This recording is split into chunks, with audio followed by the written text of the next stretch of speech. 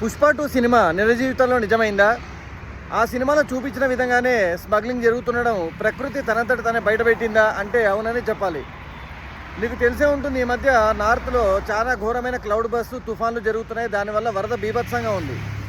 రవి అనే రివర్లో మొన్న వచ్చిన వరదకి కొన్ని లక్షల్లో ఈ టింబర్ అంటాం కదండి, ఆ టింబర్కి సంబంధించిన చెట్ల యొక్క కాండాలన్నీ కూడా ఆ ట్రంక్స్ అన్నీ కొట్టుకొని వచ్చాయి. మీకు గుర్తుండే ఉండొచ్చు, పుష్ప 2 మూవీలో ఎర్రచందనం దొంగతనం చేయడానికి అల్లు అర్జున్ వాళ్ళ టీము ఏ విధంగా అయితే నదిని వాడుకుంటుందో అలా వాడుకుంటున్నారని ఇంతకుముందు కూడా కొన్ని అనుమానాలు ఎప్పటి నుంచో ఉన్నాయి. దాన్ని సుప్రీంకోర్టు కూడా తీవ్రంగా చూసి గవర్నమెంట్ కూడా కఠినమైన చర్యలు తీసుకోండి అని చెప్పడం జరిగింది. ఎందుకంటే ఇలాగే కనుక వేల ఎకరాలు ఎవ్రీ మంత్ కనుక క్లియర్ చేసుకుంటూ వెళ్ళిపోతే ఈ టింబర్ కోసము లాస్ట్కి ఏమీ మిగలదు. హిమాచల్ ప్రదేశ్ మొత్తానికి కూడా క్లైమేట్ చేంజ్ వల్ల ఇబ్బంది పడాల్సి వస్తుందని చెప్పింది. ఈ సంవత్సరం మనం చూస్తున్నాం కూడా, ఎక్కడ పడితే అక్కడ క్లౌడ్ బస్. ఈ క్లౌడ్ బస్ ఎందుకు అవుతున్నాయి అంటే క్లైమేట్ చేంజ్ వల్ల, వేడి పెరగడం వల్ల, టెంపరేచర్ అటు ఇటు అవ్వడం వల్ల మామూలుగా రోజంతా పడాల్సిన వాన 10 నిమిషాల్లో పడిపోవడం లాగా జరుగుతుంది.